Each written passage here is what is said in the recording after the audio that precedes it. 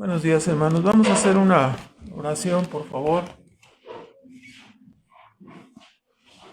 Nos vamos a ubicar en Juan capítulo 3.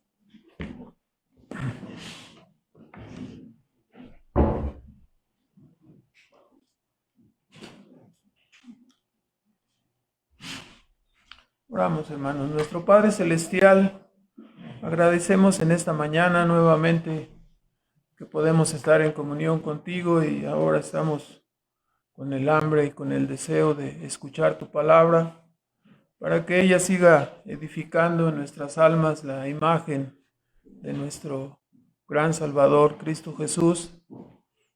Por ello te rogamos, Señor, porque sabemos que dependemos enteramente de tu poder y de tu gracia, y suplicamos, Señor, humildemente que nos guíes y que nos ayudes, Padre, en la declaración y para recibir tu palabra en nuestros corazones.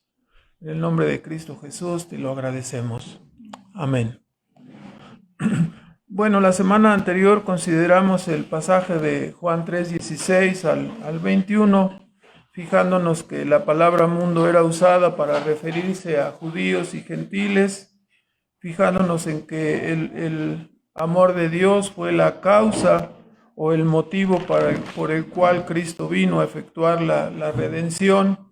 Su venida, dijo nuestro Señor Jesucristo, era para salvar, entendiendo o deduciendo, por lo tanto, ¿no?, que desde la caída nuestro mundo está sentenciado, tiene el estigma de la condenación sobre él. Y bueno, es muy trágico, ¿no?, considerar, como vimos, el hecho de que los que están en medio del naufragio rechacen la cuerda de la salvación. Es terrible, ¿no? Entonces, a veces así ocurre, que la persona que está en necesidad rechaza la mano de la misericordia, ¿no? Entonces es terrible lo que escuchamos. Y finalmente vimos que los hombres se condenan, ¿no? ¿Qué es la condenación? Dice, la luz vino al mundo y los hombres amaron más las tinieblas que la luz porque sus obras eran malas, porque la realidad es que aman las tinieblas y sus obras son malas y no quieren que sean redargüidas, no quieren recibir la exhortación, y así sucede, ¿no?, que caen en ese terrible engaño que encontramos en nuestro mundo, ¿no? Ha sido tan cambiado los valores y la forma desde que nuestro Dios estableció este mundo y su palabra y su ley, y los hombres le han dado la vuelta, ¿no? Ahora, como dijo Isaías 5:20, los hombres le llaman a lo bueno, no, ¿cómo te estás convirtiendo en una rata de iglesia o cosas así, ¿no? Dice, no, yo soy libre, ¿no? Yo hago lo que yo quiero, ¿no? Siguieron el consejo de Satanás, no quisieron ser como dioses. Y eso es lo que vemos ahora en nuestro mundo, ¿no? Una corriente en contra de la verdad, una corriente en contra de Cristo, y salvo los lugares de adoración, los lugares donde hay personas temerosas que aman y quieren servir a Dios, el resto del mundo marcha en sentido contrario, ¿verdad? Ahora, el día de hoy vamos a ver aquí en este capítulo 3 de Juan, desde el versículo 22 hasta el 36. En primer lugar, vemos aquí que hubo un ministerio paralelo, nos dice el versículo 22 hasta el 24. Pasado esto, vino, o sea, la entrevista con Nicodemo se trata aquí en esta parte, y después dice, vino Jesús con sus discípulos a la tierra de Judea, y estaba allí con ellos en Judea, y bautizaba. Y bautizaba también Juan en Enom, junto a Salim, porque había allí muchas aguas, y venían y eran bautizados, porque Juan no había sido aún puesto en la cárcel, ¿no? Entonces, tenemos aquí, sin perder ese pasaje, vayan a Marcos, por favor, en el capítulo 1. Tenemos aquí que hubo un tiempo en que el ministerio de Cristo y el ministerio de Juan el Bautista marcharon en una forma paralela. Fue un corto tiempo, algunos piensan que quizás sería en el caso de Juan el Bautista como 6 meses, y que Cristo estaría predicando por el área de Judea alrededor de un año, ¿no? Algunos dicen que es un año como de silencio, ¿no? Así a veces lo mencionan.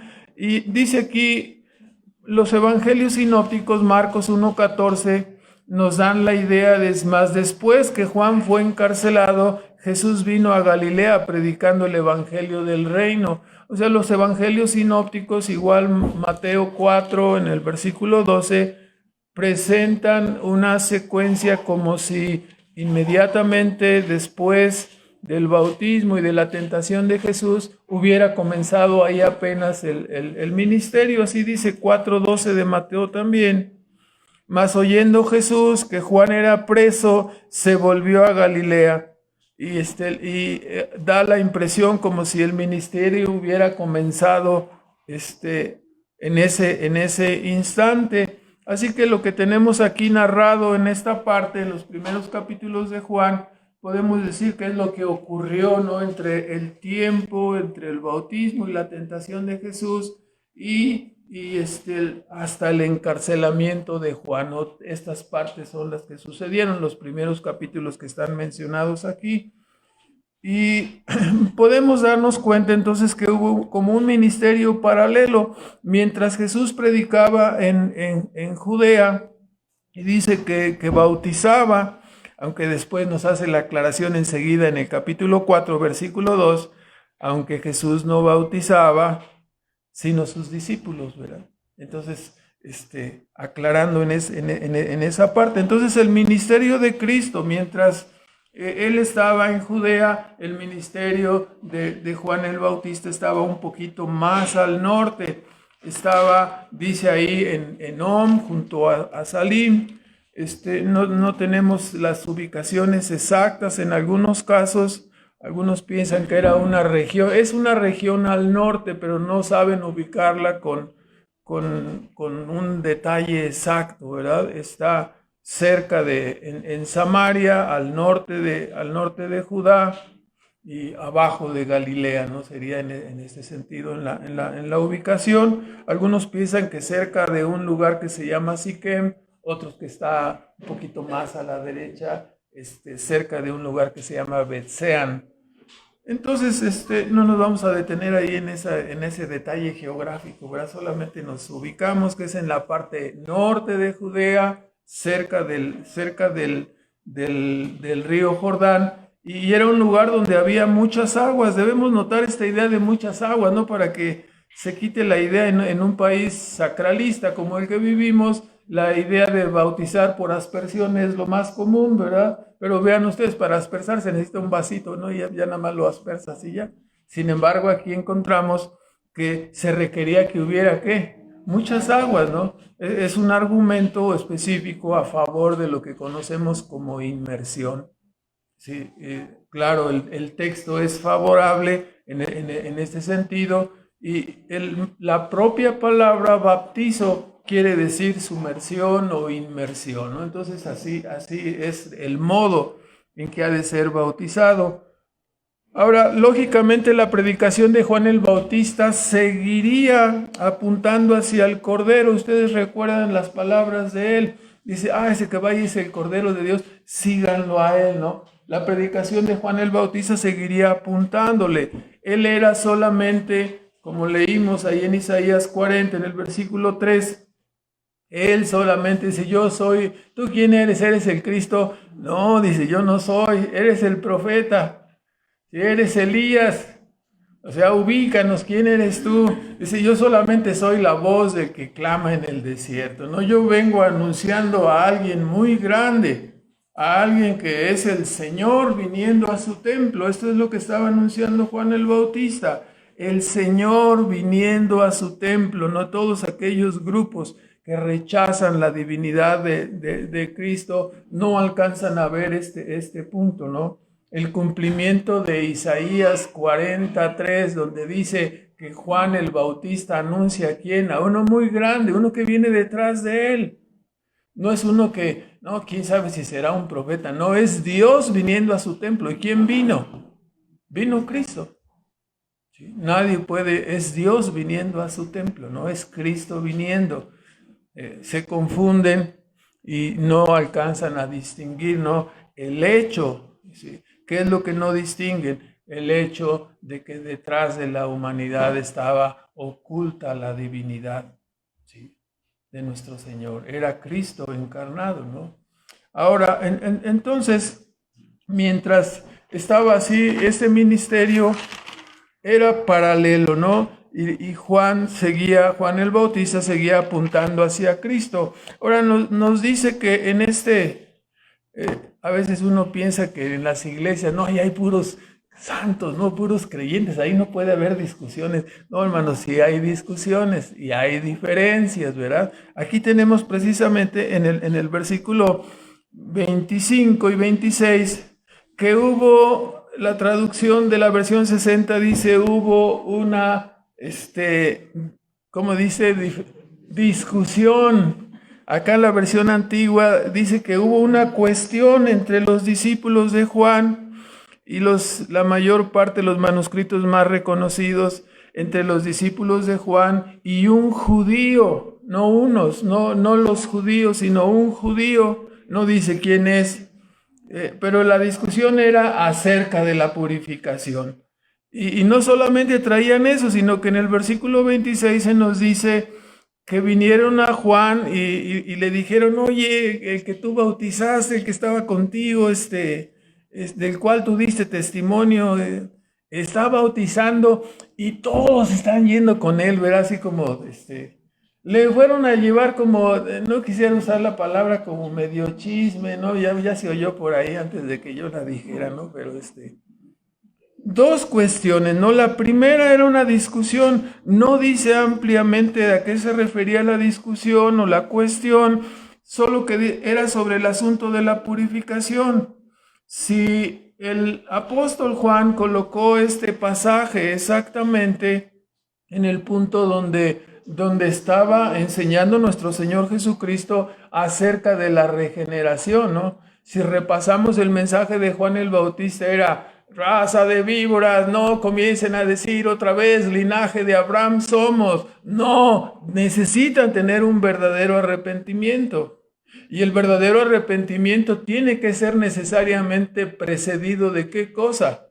Cristo le dijo a Nicodemo cuál era la primera cosa que necesitaba él. ¿Cuál era la primera cosa?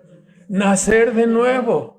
El nuevo nacimiento nos capacita para arrepentirnos, nos capacita para creer en Cristo.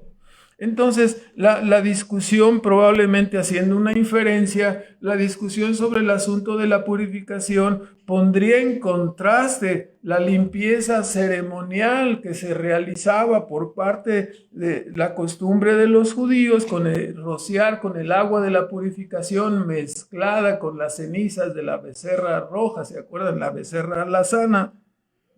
Y estaban contrastando esa purificación con el bautismo que predicaba Juan el Bautista. Entonces había diferencia, seguramente las discusiones eran, no, lo que limpia verdaderamente es el agua de la purificación, el agua de la separación, el agua mezclada con las cenizas. Y los discípulos de Juan, ¿qué dirían? No, lo que se necesita es nacer de nuevo y arrepentirse verdaderamente, ¿verdad? Entonces probablemente la discusión haya sido más o menos de ese tipo. No nos da mucho, en el contexto como está, yo hago la inferencia y lo entiendo de esta manera, ¿no? Así lo transmito. Entonces, el otro punto, la discusión era sobre eso primero, y el otro punto relevante es que en el ministerio paralelo a veces comienzan los celos, ¿no? A veces comienzan las diferencias.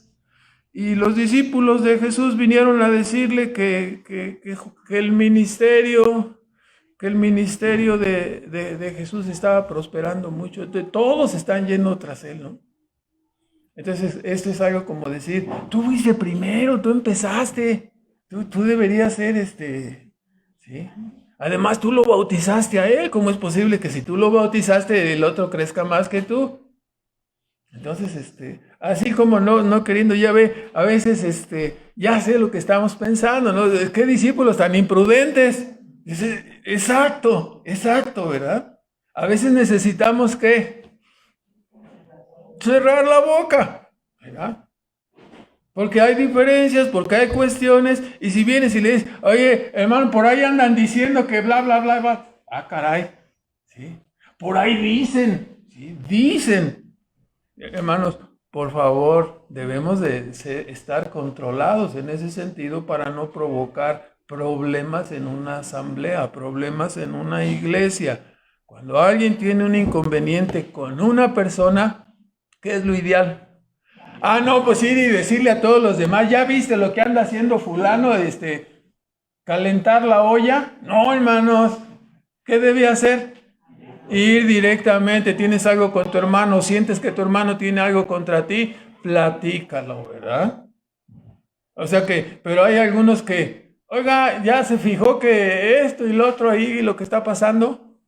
Y quieren que el pastor anda de corre, ve y dile arreglando. No, hermanos, el pastor no es para andar arreglando esos asuntos. Si usted tiene algo con un hermano o hay algo con otro hermano, usted tiene que ir. Si no hay una solución y no hay una disposición al acuerdo, entonces tendrá que intervenir el ministro, ¿no? Se supone que nosotros hemos sido capacitados a la imagen de Cristo. ¿Para qué? Para amar y perdonar, ¿no? Pero si resulta que nosotros que decimos que Dios nos ha salvado y hemos sido reconstruidos a la imagen de Cristo para amar y perdonar y no lo queremos hacer, entonces algo no está funcionando bien, ¿verdad? Algo no está funcionando bien. Entonces, claro, el comentario de estos discípulos resultaba un tanto impregnado quizás de celos, de envidia.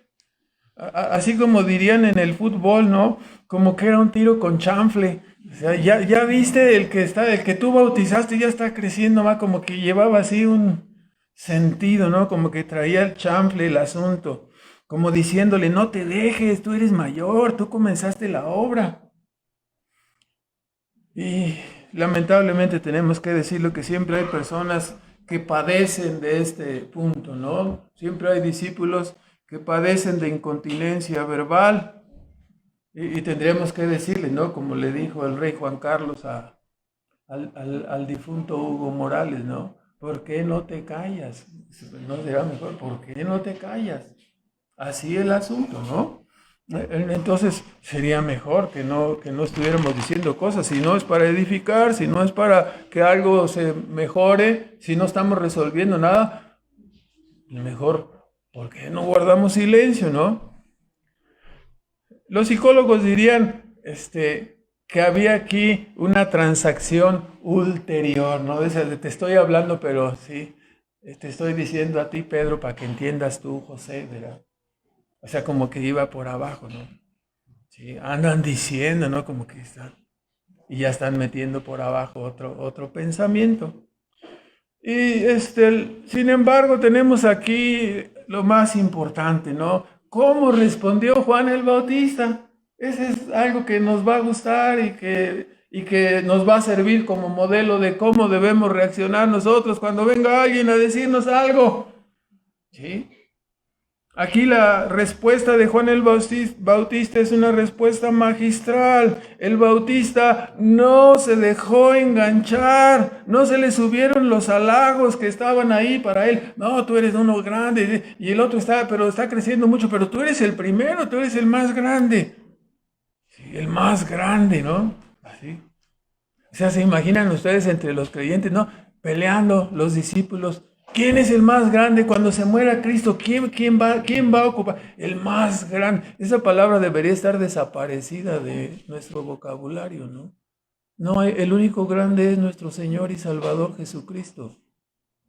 Nadie más hay grande, nadie más. Entonces, el Bautista no se dejó enganchar y respondió. En el versículo 27 vemos su primera respuesta. Son 4 respuestas específicas. En el versículo 27 nos dice,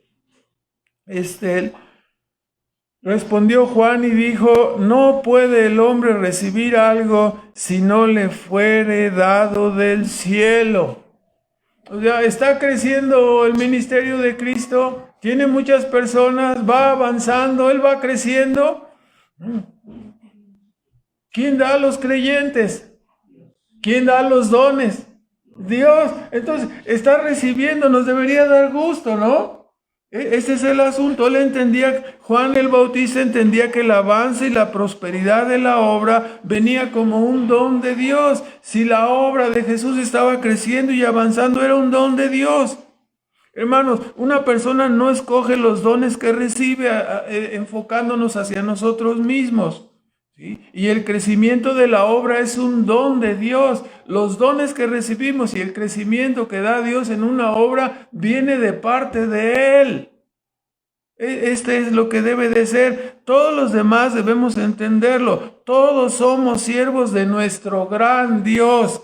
Todos somos solo instrumentos o colaboradores de su gran proyecto. No hay nadie grande, no hay nadie por encima de los demás. Todos somos siervos. El que quiera ser el primero debe ser el siervo de todos, el servidor de todos. Pero hay algunos que les gusta ocupar los reflectores y quieren que les llegue. Sí. ¿Verdad que estuvo bien lo que dije? Un aplauso, por favor. O sea, de verdad es ridículo cuando escuchamos, ¿no?, a algunos grupos o iglesias o asambleas que el pastor dice algo y se deshacen en aplausos. Por favor, o sea, es algo que es absurdo, hermanos. No hay nadie grande. No tenemos que aplaudirle a los hombres. No, por favor. Yo no sé cómo personas supuestamente tan connotadas soportan que les estén aplaudiendo. Eso es ridículo. El único grande es Cristo, ¿no? Él es el único digno de ser exaltado y alabado. Todos los demás somos siervos, colaboradores, esclavos. Eso es lo que somos, no más. ¿Sí? ¿Ha visto usted un esclavo jactándose? No, hermanos. Entonces, como dice 1 Corintios 4:7, ¿no? ¿Qué tienes que no hayas recibido? ¿Y por qué te jactas? Como si tú lo tuvieras, como si fuera tuyo. Todo lo que tenemos es un don de Dios.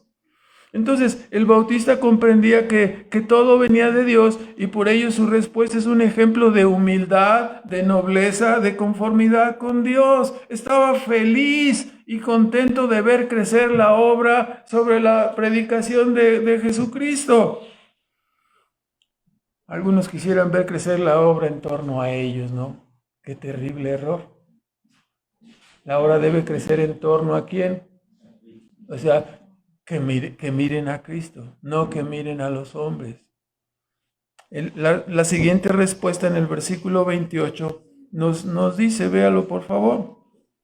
Dice Juan, o sea, ¿por qué están pensando eso? O sea, ¿por qué vienen a calentar la cabeza? ¿No? O sea, si ustedes mismos me son testigos que yo dije, yo no soy el Cristo, yo solamente soy un criado, ¿no? Yo solamente soy uno que viene anunciándolo. No me vengan a calentar la cabeza. Desde un principio yo dije, yo no soy ni Elías, ni el profeta, ni Cristo. Yo solamente, Isaías 43, soy la voz de uno que clama en el desierto. Que dice, detrás de mí viene el que os bautizará con Espíritu Santo y con fuego, ¿no? Sí, que su hacha viene en la mano. La predicación de Cristo es definitiva, hermanos. La predicación de Cristo es contundente. Cuando dice que ya el hacha está puesta a la raíz de los árboles, se trata de la reacción, lo que tú reacciones delante de la predicación y el llamado de Cristo. O crees en Él o rehusas creer en Él, es definitivo. ¿Sí? Es definitivo, no se necesitará esperar hasta que venga el día final para decir, bueno, vamos a ver cómo le va a ir a este cuate. No, ya desde un momento que estás separado de Cristo y que no tienes un mediador y un salvador, ya estás sentenciado, ya. Somos una humanidad caída, ya repetimos cuando hablamos del tema de la regeneración, ¿no? Es absurdo la meditación en nuestro mundo, ¿no? Dicen, no, sí, una viborota de cascabel, una viborita que nace, ya es venenosa. Sí se entiende porque es su naturaleza, ¿verdad? Un alacrán nace, pues es venenoso también, ¿no? Y cuando nace un hombre, cuando nace un hombre es que llega y es el entorno el que lo cambia. Si vive en este lugar, si lo ponemos en una jaula de oro, si lo ponemos en una cuna de oro, quise decir, puede ser mejor si lo bañamos cada sábado nada más para que... No, hermanos, Sí, el hombre nace y tiene una naturaleza pecaminosa y es pecador, y eso es lo que tenemos en nuestro mundo, esa es la verdad. Por eso necesitamos un Mesías, un Salvador. Pero ya cuando el hombre se pone, no, es que en el caso de nosotros somos diferentes. No, el asunto es, una manzana tiene naturaleza de manzana, un perro tiene naturaleza de perro, y un ser humano, un hombre caído, tiene una naturaleza caída, y por eso pecamos. Ese es nuestro problema. No, es que me bañé con agua caliente y me hizo daño, ¿no? Por eso ando de mal humor y no, hermano, no he comido. Entonces, no, eso te da razón para hacer mil cosas, ¿no? Sí. Y cuando comes ya sigues de mal humor también. Pues no es así, hermanos. Tenemos una naturaleza pecadora, ese es el punto, ¿no? Entonces, Juan dice, ¿por qué se sorprenden? Yo siempre dije que yo no era el Cristo, ¿no? Yo dije que era la voz que anunciaba al Mesías. A veces, como en este caso, las personas que nos rodean o nosotros mismos, nos hacemos perspectivas sobre nosotros mismos que están fuera de la realidad, ¿no? ¿Cuántas veces hemos puesto el ejemplo del espejo, ¿no? Que alguien te llega y te dice, qué guapo está, bueno, ya se está quedando ciego, ¿no? O sea, ya, sí, ya. No, hermano, o sea, te ves tú en el espejo y cuando alguien te dice, qué guapo está, ¿no? Tú sabes que no es así, ¿no? Solamente Blancanieves se veía guapa, ¿no? Ya no me acuerdo de ese asunto, pero bueno, a veces entonces nos formamos expectativas equivocadas, ¿sí? Qué bueno es ver la rectitud, el carácter, la nobleza, la humildad de Juan el Bautista para decir, yo solamente soy la voz de uno que clama en el desierto, ¿no? Y algunos dicen, no, yo nací para ser presidente del mundo, para que todos me sirvan y hasta se conducen así de esa manera como conocemos, ¿no? La banqueta de 2 metros les queda pequeña, ¿no? Necesitan un espacio más ancho, ¿no? Así como una carretera transoceánica o alguna cosa así, ¿no? Entonces, Jeremías 45. A veces entonces encontramos así que tenemos expectativas, ¿no? Cuando el escriba de Jeremías le dictaba, ¿se acuerdan ustedes que la historia curiosa de Jeremías, ¿no? Que hizo su rollo, escribió su pergamino, sus pergaminos, y luego se enojó el rey, paz, que los echa y los quemó, ¿no? Entonces, sí, voy a tener que escribir otra vez, entonces tuvo que escribir otra vez. Cuando estaban escribiendo esta segunda vez, entonces Baruch se llamaba su escriba, estaba medio refunfuñón, y aquí nos dice en el capítulo 45, dice, palabra que habló Jeremías, profeta, a Baruch, hijo de Nerías, cuando escribía en el libro estas palabras de boca de Jeremías en el año 4.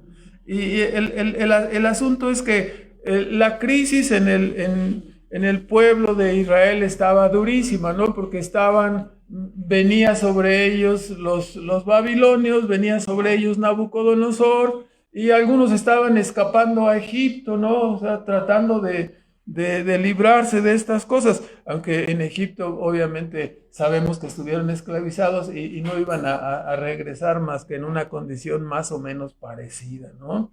Entonces, aquí vemos cuando está escribiendo lo que Dios le había, cuando Baruch escribe lo que Dios le había revelado a Jeremías, dice versículo 2, así ha dicho Jehová Dios de Israel a ti, oh Baruch. O sea, Baruch, tú dijiste, o sea, cuando estaba escribiendo y vio todo el desastre que venía sobre Israel, entonces Baruch dijo, ay de mí ahora, porque ha añadido Jehová tristeza sobre mi dolor. Trabajé en mi gemido y no he hallado descanso. O sea, Baruch estaba pensando, quién sabe en qué cosa, como en sus negocios o qué iba a pasar con él y su casa, sus propiedades, su ranchito que tuviera por ahí. Y Dios le dice, así le has de decir, ¿no? A Baruch, así ha dicho Jehová, aquí yo destruyo, o sea, lo que edifiqué y arranco lo que implanté y toda esta tierra. O sea, cuando Dios estaba castigando a Israel por medio de los babilonios, era una disciplina que él estaba infringiendo a su propio pueblo, ¿no? Lo que él había edificado, la viña que él plantó, la viña que él regó y cómo crecieron, un pueblo maravilloso, ahora le tenía que arrancar. ¿Y tú estás cuidando tu ranchito cuando yo voy a destruir todo esto? O sea, y le dice, y tú buscas, versículo 5, versículo muy famoso, y tú, Baruch, ¿no? Buscas para ti grandezas, no las busques, porque aquí yo traigo mal sobre toda carne, ha dicho Jehová. Y a ti te daré tu vida por despojo en todos los lugares a donde fueres, ¿no? O sea, Baruch estaba con un pensamiento, ¿no? O sea, estamos metidos en la lucha espiritual, estamos metidos en el combate contra la mentira, estamos metidos en una guerra, ¿sí? De parte de Dios hablamos el evangelio y la persona está pensando, ¿qué voy a hacer? ¿Le pondré el piso rosa aquí o cambiaré la ventana por unas ventanas amarillas? O ¿qué haré? No busques para ti grandezas. ¿Estás metido en una lucha? ¿Estás metido en un servicio?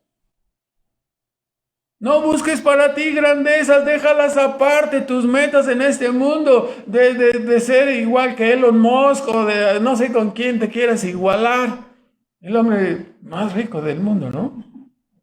Creo que me fui muy lejos, pero bueno, algunos a lo mejor quieren llegar hasta allá, ¿no? No busques para ti grandezas, ¿no? Eso es lo que dice. Recordemos, hermanos, ¿cuál es el privilegio de un creyente? ¿Tener para él grandezas? El privilegio de un creyente es servir, hermanos, servir, ese es nuestro privilegio, servir en el reino, servir en las cosas que pertenecen a Dios. Para eso Dios nos ha reclutado en su ejército, para eso Dios nos ha sacado del reino de las tinieblas y trasladado al reino de luz. Para que seamos sus guerreros, para que seamos sus portavoces hablando de la persona, de la obra de Cristo, del perdón, de la salvación. Para eso somos. Pero si usted anda buscando para usted grandezas, entonces no va a tener tiempo, ¿sí?, para hablar de la grandeza de Cristo, ¿no? Entonces nuestro privilegio es el servicio. Y debemos conformarnos, ¿no?, con los dones y como el Bautista, con lo que Dios le había dado. Yo soy la voz que clama en el desierto, ¿no? Y estoy contento y conforme con ello, ¿no? En el versículo 29, regresando a Juan 3, pone otra ilustración. El Bautista dice, el que tiene la esposa, o sea, no traten de exaltarme a mí, o sea, yo no soy la persona, yo no soy el Cristo, está bien que Él crezca, es lo correcto, ¿sí? Y en el 29 nos dice, el que tiene la esposa es el esposo, pero el amigo del esposo que está en pie y le oye, se goza grandemente de la voz del esposo. Así pues, mi gozo es cumplido. En ese sentido, había una costumbre judía que cuando se casaba un varón, su amigo, ¿no? A lo mejor el amigo le presentó a la muchacha y entonces el amigo le acompañaba en el cortejo y ya cuando entraban al momento nupcial, entonces el amigo se quedaba afuera, ¿sí?, del cuarto, del salón nupcial ahí, ¿no?, de la recámara. O sea, entonces cuando el esposo encontraba que se le había entregado a su esposa virgen, dice, saltaba de júbilo y gritaba, ¿no? Y entonces ese era el gozo del amigo, ¿verdad? Entonces está usando esa ilustración, ¿sí? Yo soy como el amigo del esposo que se goza en este caso de que se le haya entregado su esposa virgen, ¿no? Entonces, aquí ya saben que a veces no nos detenemos, ¿no? Cuando dicen, no, ¿y quién dijo? No, porque las costumbres de ahora ya, las mujeres ya no se quieren conservar, no se quieren preservar, ¿sí? ¿Eso agrada a Dios? ¿Sí? Lo contrario es lo que le desagrada, ¿no? Y algunos andan ahora viviendo y acostándose con cualquiera, ¿verdad? Así, de plano, ¿no? O sea, el colmo de la desfachatez. ¿Sí? Algún día entenderán que no es solamente un fanatismo religioso. El temor de Dios nos conduce, ¿no?, a enseñar a nuestras hijas a que se preserven, a que se guarden para su marido, igualmente a nuestros hijos. ¿Sí? Entonces, no vayamos a salir como aquel papá que dijo, no, yo solo lo llevé para que sea hombre, ¿no? Imagínense nada más, ¿no? O sea, a ese sí le podíamos decir, con todo respeto, qué inútil, ¿no? O sea, perdón, pero así es el asunto, ¿no? Nos equivocamos fuertemente. Entonces, así era la posición. Él se alegraba, el Bautista se alegraba y disfrutaba con el crecimiento y la realización de la boda de su amigo. Cristo crecía, se preparaba a sí mismo una esposa limpia y resplandeciente, celosa de buenas obras, y el Bautista estaba feliz de eso, ¿no? Del crecimiento de la obra. Así el Bautista se alegraba en ver esta unión realizada.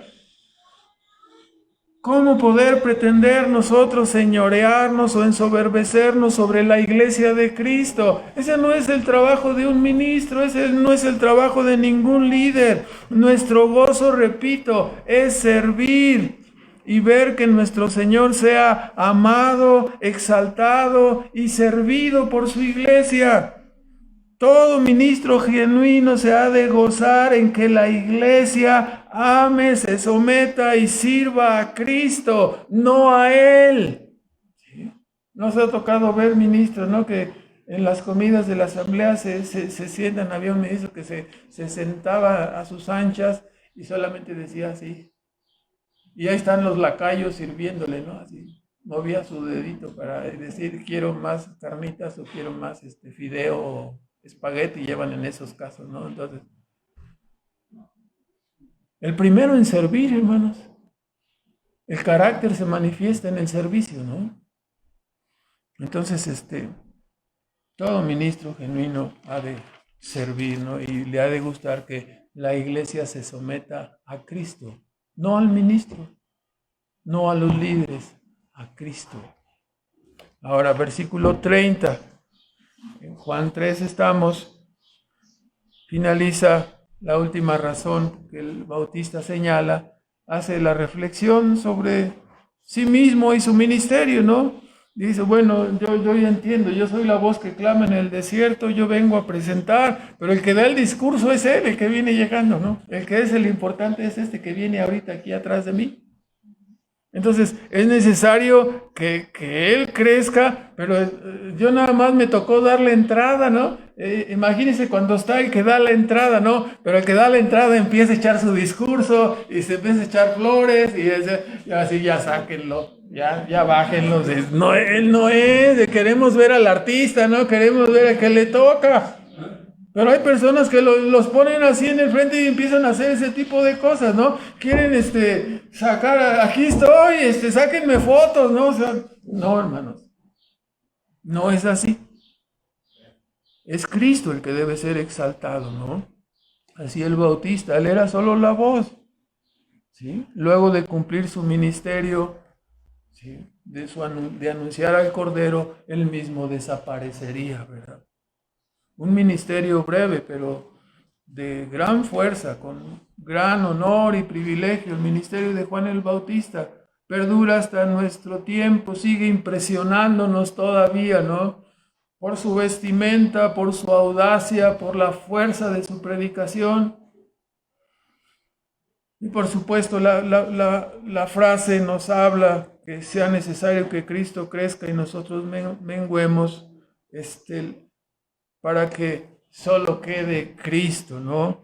Y la idea es que yo debo menguar, dice Juan el Bautista, para que Él sea exaltado y para que Él sea la estrella resplandeciente, la serpiente en el contexto, ¿no? La serpiente, así es necesario, la serpiente de bronce, así, ¿sí? La serpiente de bronce era sin pecado, ¿verdad? Así Cristo fue levantado, para que todo aquel que en Él cree no se pierda, sino tenga vida eterna, ¿no?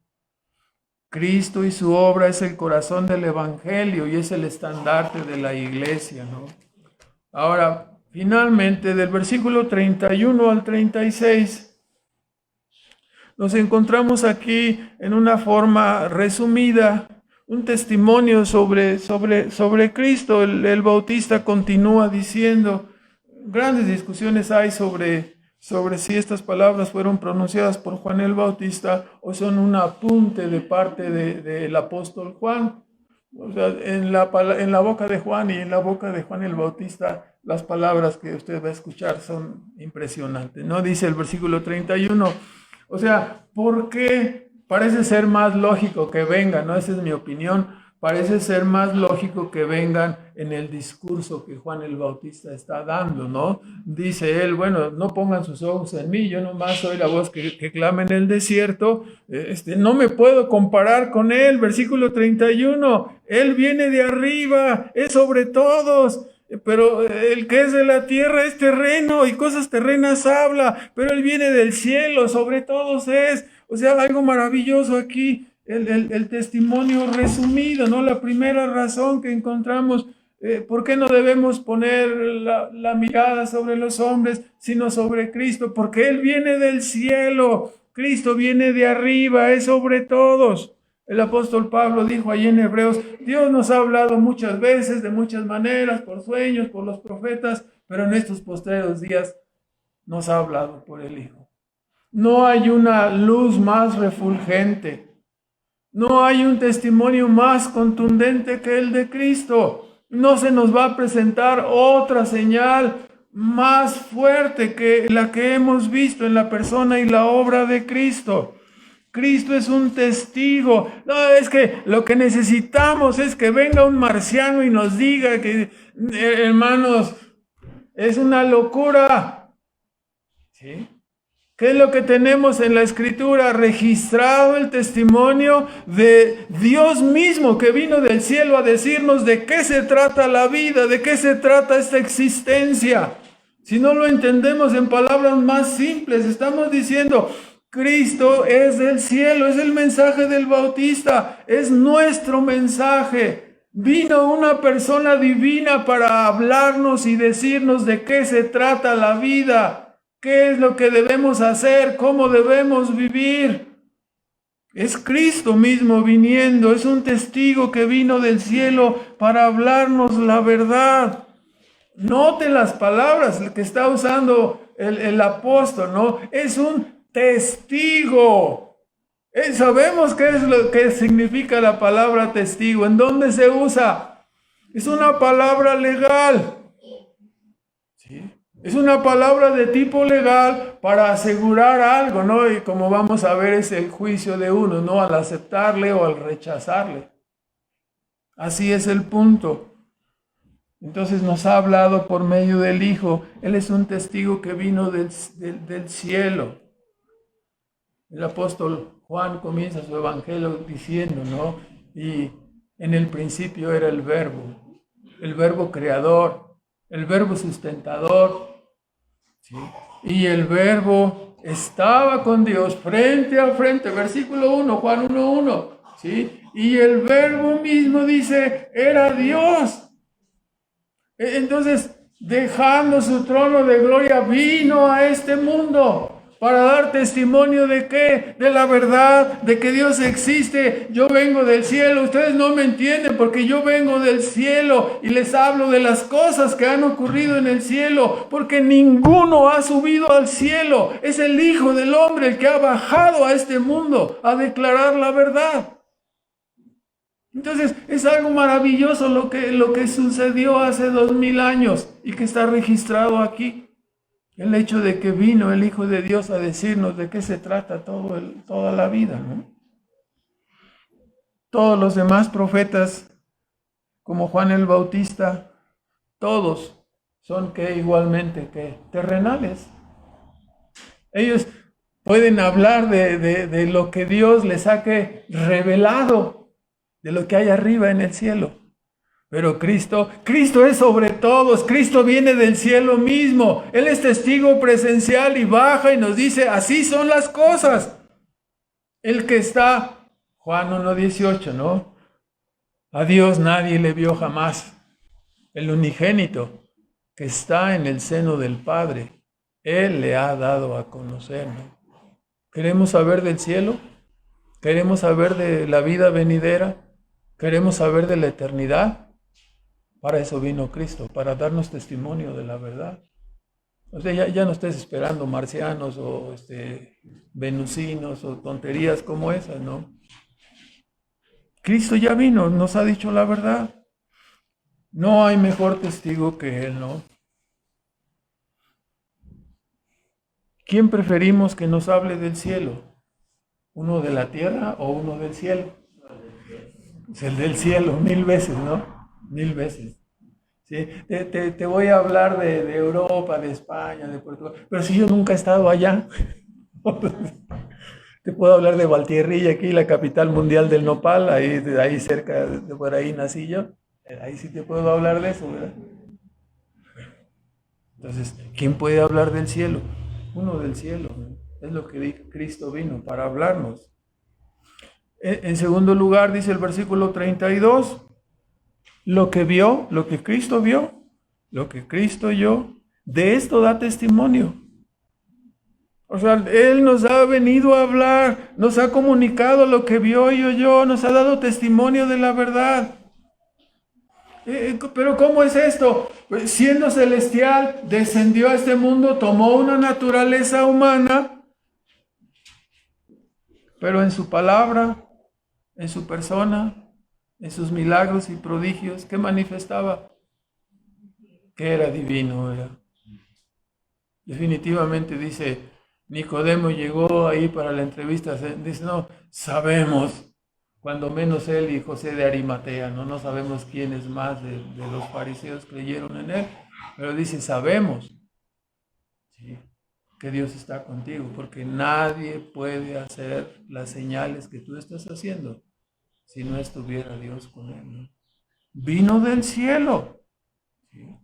Cuando las personas están diciendo, ¿no?, que él estaba vestido de una naturaleza humana, tomó una naturaleza humana, pero su persona era divina, su palabra era de Dios, sus milagros y prodigios nos manifestaban que era Dios mismo. ¿Sí? Cuando produce milagros, dice, ¿cómo es que fue hecho este mundo? De la nada, por la palabra de Dios, ¿no? ¿Y cómo es que salen 5,000 panes o panes para alimentar a 5,000? De la nada. O sea, milagros de la nada, la creación de fiat, ¿no? O sea, de la nada, por la pura palabra de Dios. Los milagros de Jesucristo manifestaron, ¿no?, ese poder, esa capacidad.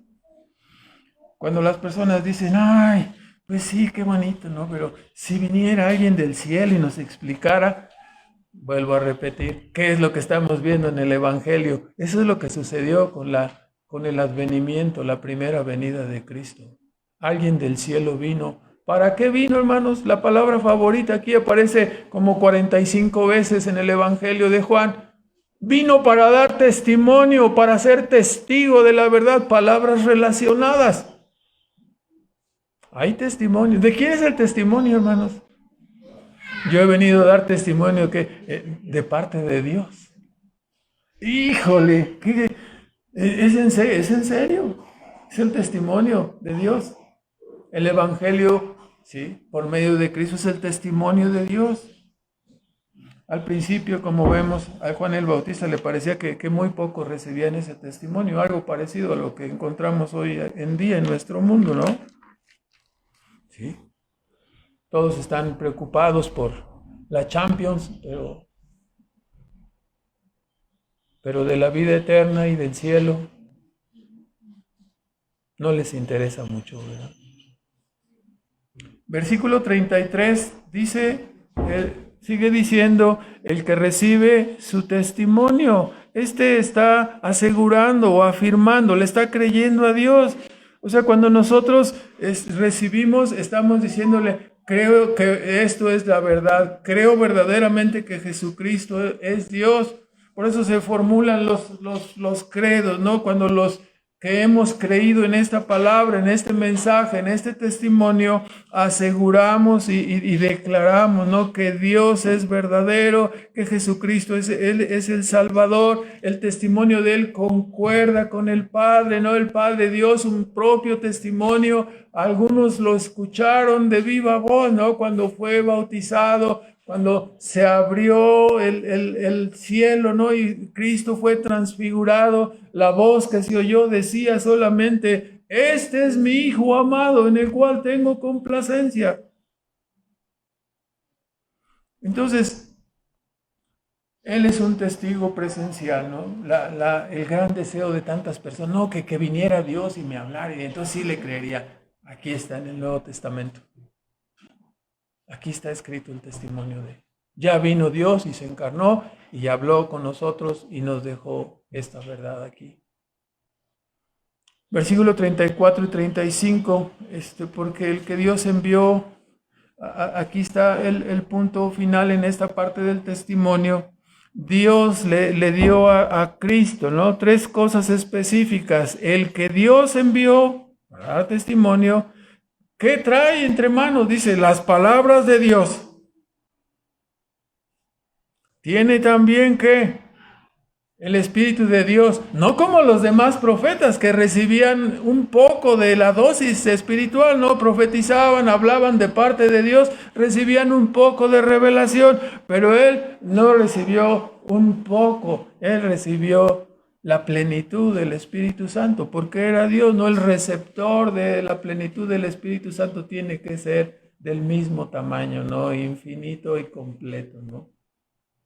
Entonces, Cristo recibió la plenitud, no por medida le vino el Espíritu, sino la plenitud, ¿sí? Y además dice en el versículo 35, la segunda parte, no solo el Padre ama al Hijo, pero dice, todas las cosas ha entregado en su mano,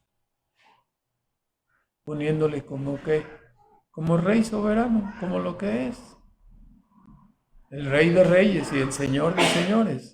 Toda autoridad me es dada. Entonces, dése cuenta, ¿no? Cuando las personas escuchan el Evangelio y lo toman así como, no, ¿de qué estamos hablando? El Evangelio es el testimonio de Dios, es la palabra de Dios dada por Cristo, es el testimonio del que tenía el Espíritu en plenitud y aquel que es el Rey, ¿no? Y tú te atreves a decir, ¿no quiero esto?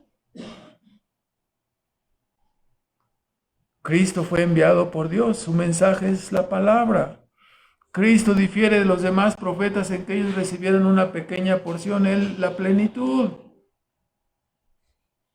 Nadie ha hablado como Él, decían los que le escuchaban. Decimos nosotros que le escuchamos en el Evangelio.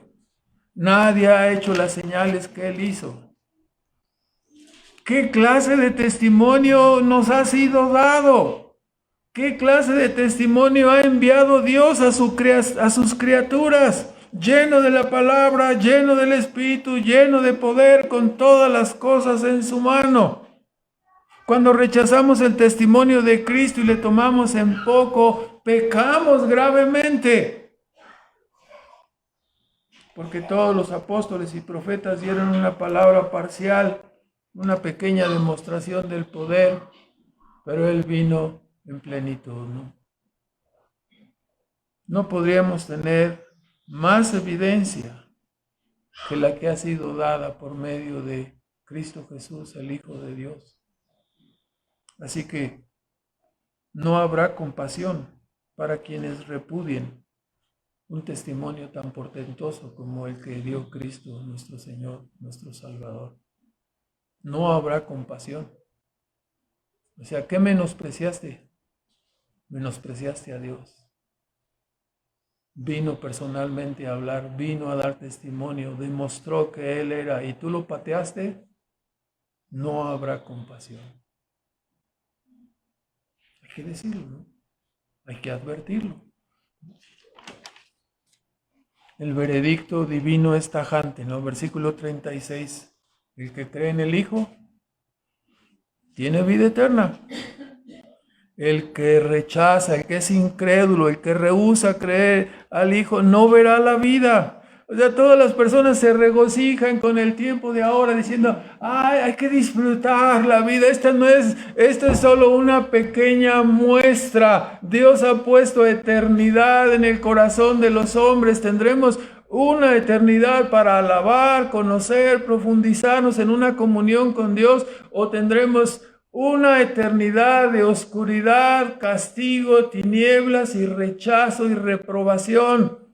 Todos los que alguna vez han sido reprobados, ¿no? Todos los que alguna vez hemos atravesado por esa circunstancia de sacaste 4, estás reprobado. ¿Sí? No puedes ser ingeniero, no pasaste, reprobaste el examen de admisión, reprobaste, no pudiste sostener reprobaste, ¿no? En muchas cosas hemos sido reprobados, no podemos guardar específicamente la ley de Dios.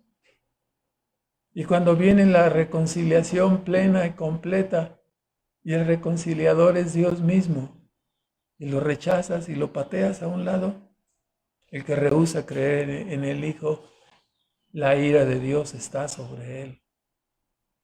No estará, la ira de Dios está, ya está sobre él, ¿no? Es algo terrible. Entonces no verá la vida eterna de felicidad, ¿no? Ya no volverás a ver la bondad, o sea, el misterio que tenemos en nuestro mundo, ¿no? Cristo ha establecido desde la primera venida hasta su segunda venida, nos ha permitido, ¿no? Bueno, desde la creación misma, que disfrutemos su creación, a pesar de que somos rebeldes y malvados. Nos apellidamos Maquiavelo, aunque ni lo hayamos conocido, ¿no? Entonces, somos malvados, ¿sí? Y Dios nos ha dejado y da sus bendiciones a este mundo caído, ¿no? Extiende su mano de misericordia a los que no lo merecemos, a los que les repudiamos, a los que hemos blasfemado con la misma boca que bendecimos a Dios, hemos dicho tonterías y Dios sigue extendiendo su mano, ¿no? Algunos se han atrevido a brincar, que caiga fuego del cielo y que caiga un rayo, y si no cae es que Dios no existe, y como no cayó el rayo ya te diste a la vida loca, ¿no? Y así muchas personas, no, yo hice la prueba, le dije, pues que caiga un rayo ahorita mismo, no cayó, entonces, pues, ya hice lo que quise, Dios no existe, ya lo comprobé, yo lo probé. No, hermanos, Dios no está sujeto a nuestras pruebas, ¿verdad? Entonces, ya no volverás a ver la bondad, ni la misericordia, ni la gracia que ahora disfrutas, ¿no? Ya no habrá oportunidad de perdón y reconciliación. Saliendo de este mundo se acabó el asunto, ¿no? Paradójicamente encontramos una ilustración aquí cuando tenemos a nuestro queridísimo hijo, como luego nos sale alguno por allí, ¿no? Que es borracho, parrandero y jugador y fiestero y todo lo demás, y gastalón y solo extiende la mano, es un flojo, un bueno para nada, y luego lo agarran y lo meten a la cárcel, ¿no? Y ya está en la cárcel y le dan solamente 20, ¿no? Y yo quisiera salir, pero ya no lo voy a volver a hacer, y ahí trata de, según él, componerse. ¿Te parece? No recibes la compañía de las personas y luego se enojan, ¿no? Si no van si no van, no los visitan, se enojan. No, nadie viene a visitarme. No. Todavía se enojan, ¿no? Una ilustración, ¿no? En la cárcel, sí, algunos son favorecidos, ¿no? Sí, pero no tienes, no te hacen enchiladas cuando tú quieres, ni pambazos, no puedes salir al parque a dar una vuelta y regresar, ¿sí? Ya sabemos todas las limitaciones que hay allí. Es como una ilustración, es un castigo. Imagínate ya en el cielo, ¿no? Unos en el cielo y otros en la condenación, pero ya sin luz, sin la presencia de Dios que bendice, que alegra, ¿sí? No habrá ninguna clase de bendición, ni ruido de música, nada, solo condenación, repudio, rechazo, reprobado, ¿no? Terrible. Lo bueno es que ya nada más un ratito y se acaba. No, no se acaba, es eterno. Entonces, algunas personas prefieren contentarse y les gusta más irse con los testigos de Jehová, ¿no? Que dicen que no hay infierno, ¿no? Que no, nada más te mueres y ya se acabó. No, no es así, ¿no? La Biblia nos enseña otra cosa, ¿verdad? Después de la muerte comienza la eternidad. No, nada más me muero y pum, me convierto en polvo y ya me tiran ahí al mar. No, no es así. Te pueden echar tus cenizas al mar si tú quieres, pero se levantará nuevamente de las cenizas, resucitará tu cuerpo y se juntará con tu alma, unos para bendición perpetua y otros para condenación eterna, ¿no? En diferentes tiempos, no vamos a hablar de eso en este momento, pero en diferentes tiempos. Primero la resurrección de los justos y después la resurrección de condenación, ¿no? Ahora, tus pecados te consumirán lenta y eternamente. Tu conciencia te carcomerá para siempre, acusándote por haber menospreciado a Cristo, por haberle dado la espalda al cielo y sus bendiciones, y hayas preferido el pecado, la transgresión y una vida separada de Dios. Como eso preferiste, eso tendrás eternamente, una vida separada de Dios, repudiado, ¿no? Apestado, peor que un leproso, eternamente. Terminamos con unos comentarios. En primer lugar, hermanos, viendo la actitud, ¿no?, de Juan el Bautista, hermanos, no debemos tener envidia, ni celos, ni anhelar los dones o las capacidades o la prosperidad de otras personas. Debemos tener gozo y contentamiento con la distribución de dones que el Señor ha hecho para con nosotros y conformarnos con ser la voz que clama en el desierto, ¿no? Con ser servidores para que el reino crezca. Se nos vuelve a decir, no busques para ti grande. No, es que estoy luchando porque ya subí un peldañito y quiero subir otro. Y algunos se pasan toda la vida, ¿no?, subiendo peldaños y se olvidan. No busques para ti grandezas. Busca el reino de Dios y su justicia. Todo lo demás nos será dado por añadidura. En segundo lugar, lógicamente este pasaje nos enseña que hay ocasiones en que debemos callarnos.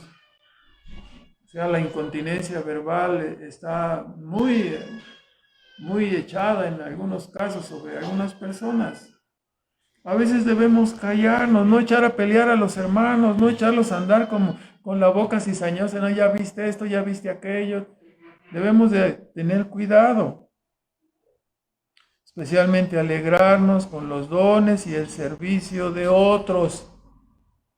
Qué bueno que Dios les haya dotado, qué bueno que Dios siga usándoles. Obviamente, si no va a edificar nuestro comentario, hermanos, si no va a ayudar nuestro comentario, entonces mejor no lo hagamos. En tercer lugar, debemos evitar en lo posible no poner tropiezo a los demás y evitar las rivalidades en la iglesia. Nuestra lucha es contra el pecado, no contra las personas. Debemos procurar la santidad personal y la pureza de la iglesia. Eso es lo que debemos buscar. ¿Sí? No hay rivalidad, no es competencia. No estamos compitiendo a ver quién es más santo. No, yo soy más santo que tú porque ayuno más. ¿Tú no ayunas? ¿Cómo que no ayunas? ¿No te da vergüenza? O sea, ya estás lacerando la conciencia del otro, con a lo mejor tú tampoco ni ayunas, ¿no? O sea, no laceremos la conciencia de uno o de otro con nuestras... No, yo sí, yo noches enteras sin dormir, orando. O sea, es bueno, qué bueno, hermano, gracias a Dios por tu testimonio, ¿no? Pero ¿No sería mejor si te guardaras, ¿no? Y dijeran, sigue orando, ¿no? No necesitamos exhibirnos, solamente hacer las cosas, ¿no? En tercer lugar, en cuarto lugar, ¿no? Somos llamados, hermanos, a poner los ojos en Cristo, no en los hombres, como Pablo dijo en 1 Corintios 11:1, sean imitadores de mí como yo de Cristo.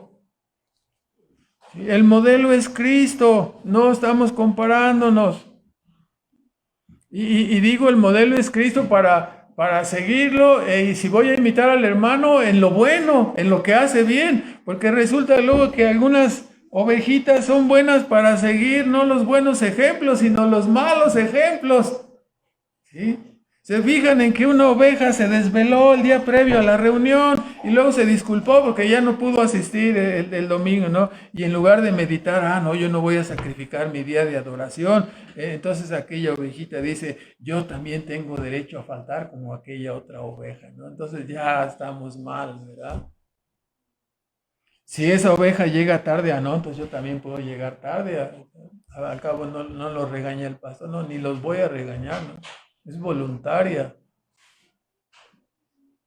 la asistencia, ¿no? Si esa oveja viene trasquilada con minifalda y todo lo demás, entonces la persona debería meditar, yo debo vestir con decencia, no provocativamente, pero en lugar de ello algunas ovejas siguen los malos ejemplos y dicen, no, yo me voy a tener una minifalda más corta todavía, no, pues no, entonces no vamos avanzando, ¿no? Procuremos, dijo Pablo, 1 Corintios 8:13, no poner tropiezo a los demás, ¿no?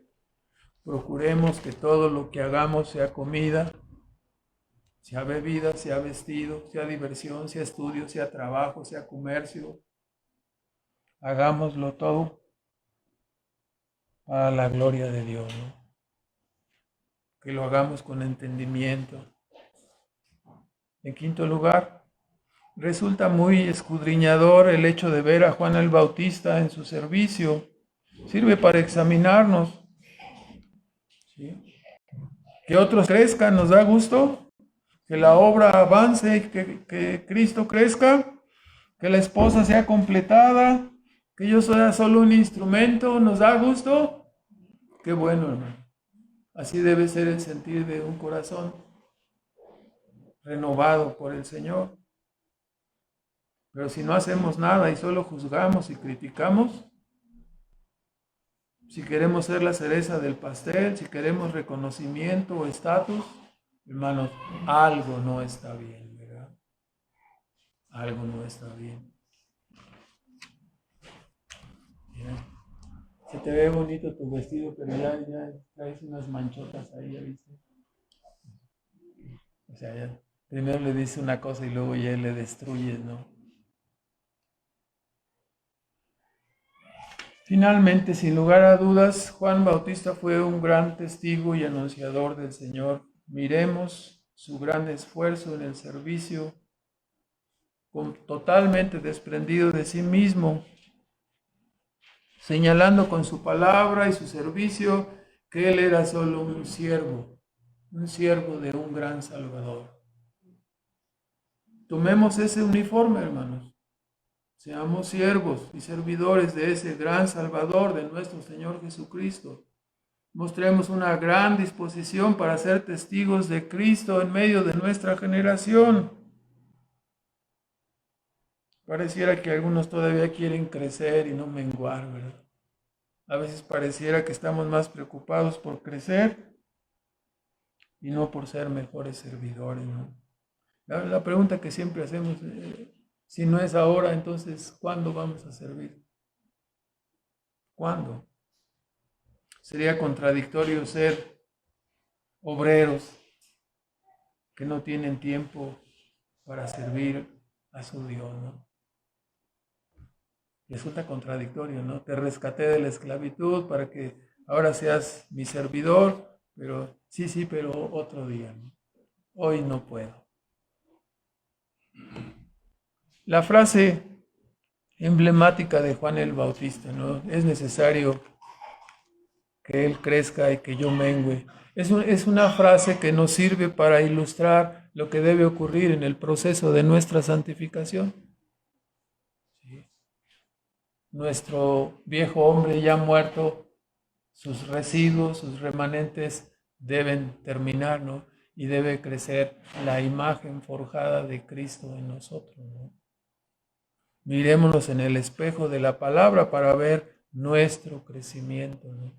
Si somos más semejantes a Cristo o de qué manera estamos creciendo. Entonces, oremos, hermanos, por favor. Nuestro Padre Celestial, damos las gracias en esta mañana por tu palabra, por el ejemplo, la vida del Bautista y especialmente el testimonio que él nos ha dado acerca de tu persona y tu obra, Señor. Gracias por rectificar nuestros ojos y ponerlos específicamente en Cristo.